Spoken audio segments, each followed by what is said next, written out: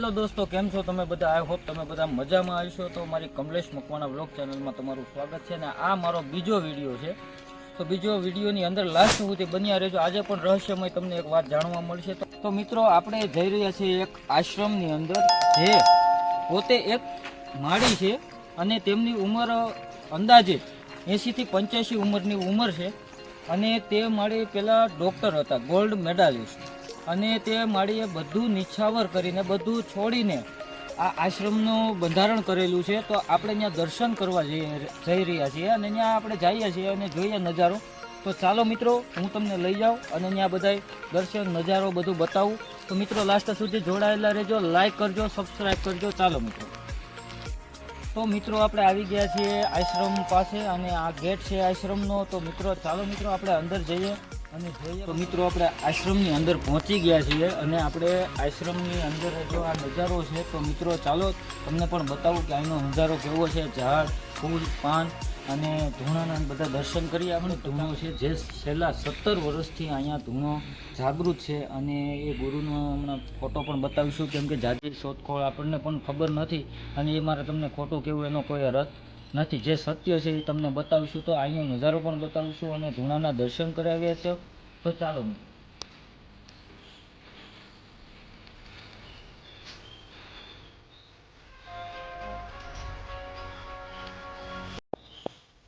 તો મિત્રો, મેં તમને જે ધૂણાની વાત કરી, આ છેલ્લા 17 વર્ષથી આ ધૂણો જાગૃત છે, તમે જોઈ શકો છો મિત્રો. અને આ ધૂણાની અંદર અહીંયા આવીને બેસવાથી, ધૂણામાં ધ્યાન ધરવાથી મનમાં શાંતિની અનુભૂતિ અહીંયા પણ થાય છે. જેવું કે મેં તમને આગલા વિડીયોની અંદર બતાવેલું હતું કે આપણે જે તાપી મૈયાના દર્શન કર્યા, મહાદેવના દર્શન કર્યા, તો ત્યાં જેવી શાંતિની અનુભૂતિ હતી એવી શાંતિની અનુભૂતિ અહીંયા પણ થાય છે. છેલ્લા 17 વર્ષથી આ ધૂણો અખંડ ધૂણો છે. તો તે સામે તે ગુરુનો ફોટો પણ છે, જેણે આ ધૂણાનું આપણે નિર્માણ કર્યું છે અને આ ધૂણો જાગૃત કર્યો છે. આ ધૂણાનું નિર્માણ કરનાર તે ગુરુ છે, એમનો ફોટો પણ છે. તો મિત્રો, તો જે ગુરુ વિશે મેં તમને વાત કરી, તો આ ગુરુનો એક ધૂણો છે અને આમનો એક બીજો આશ્રમ રાજકોટમાં પણ છે. પણ એના વિશે આપણને જાજી માહિતી નથી. તો જેટલું જાણીએ છીએ એટલું જ આપણે વાત કરીએ. તો અહીંયા લોકો ધ્યાન ધરવા આવે છે. તો ધ્યાન ધરીને એવી શાંતિની અનુભૂતિ તો થાય છે, પણ એવી દિવ્ય શક્તિ તમારી અંદર પ્રવેશે કે એક જ વસ્તુ કે કોઈ નકારાત્મક ઉર્જા નહીં અને સારા વિચાર આવે છે. તો આવા બધા અનુભવો અહીંયા થાય છે. તો મિત્રો, જાજુ કહેવા નથી માંગતો અને અહીંયા એલાઉડ પણ નથી આવવાનું. એટલે આ તો એક અમારા જે મિત્ર છે એમની થ્રુ આપણે અહીંયા આવ્યા છીએ અને અહીંનો નજારો અને ધૂણાના દર્શન કરવા આવ્યા છીએ. અહીંનો દર્શન કરી લીધા ધૂણાના. હવે આપણે બહાર જઈએ છીએ અને ત્યાંનો તમને નજારો બતાવું. તો ચાલો મિત્રો, આગળ વધીએ. મિત્રો, ચાલો, એ હું તમને કહીશ નહીં, પણ તમને બતાવીશ. તમને પણ મજા આવશે. તો ચાલો મિત્રો, આપણે આગળ વધીએ. તો મિત્રો, ચાલતા ચાલતાની અંદર આપણે એ તો બહુ પૌરાણિક એટલે બહુ જૂનો વડલો છે. વડલો, આપણી ભાષામાં આપણે એમ કહીએ કે વડલો. તો એ વડલે આપણે જવાનું છે અને જોવાનું છે. ત્યાંનો તમે નજારો જો તમને એમ થાય કે આની નીચે દાદાભાઈ દિવસે માણસને બીક લાગે તો રાતે કેમ આવવું. તો આવો નજારો છે. તો મિત્રો, ચાલો હું તમને ત્યાં બતાવું એ વડલાને.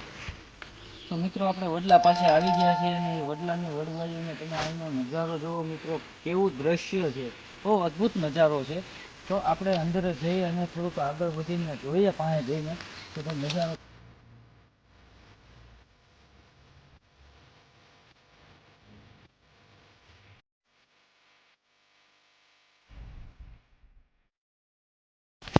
તો મિત્રો, આ છે 500 વર્ષ જૂનો વડ, જેની વડવાયું તમે વડલાની વડવાયું તો જોઈ જશે. જે વડવાયું ઉપરથી પાછી નીચે જઈને એક મૂળિયાના રૂપની અંદર, એક મૂળિયા તરીકે પાછી અંદર ઉતરી ગઈ છે અને બહુ જાગામાં. તો આ વડલો અડધા વીઘામાં પથરાયેલો છે. જેમ કે મેં તમને વાત કરી અને તમે જોયું, બહુ અદ્ભુત નજારો છે. બધું લીલોતરી, લીલું છમ વાતાવરણ, કાંઈ ઘટેલું એવું વાતાવરણ છે. તો અહીંયા ફરવાનું એવું લાગે ને કે ભાઈ જંગલમાં જવું છે. તો તે ગામડા વિસ્તારમાં જવાની જરૂર નથી. તમે અહીંયાથી ખાલી આમાં નીકળો ને તો તમને એમ થાય કે નહીં, કાંઈ ઘટે જ નહીં એવો નજારો. તો આજે અમે અહીંયા આવ્યા છીએ અને આમાં જોઈ શકો તમે કેવું આમાં અડધી શકો જો, પણ રાતે ન હોય અહીંયા. રાતે તો બીક લાગે એવું વાતાવરણ છે. એટલે આ બધી વસ્તુ એવી છે કે ભાઈ તમને બતાવું તો તમને ખબર પડે કે કઈ જગ્યાએ શું આવેલું છે. તો મિત્રો, આપણે આગળ વધીએ ને હજી એક જગ્યા એવી છે જે હું તમને બતાવવા માંગુ છું. તો આપણે આગળ વધીએ અને એ તમને જગ્યા બતાવો, તમને પણ મજા આવશે. તો જોડાયેલા રહેજો મારા વિડીયોની અંદર. ચાલો મિત્રો.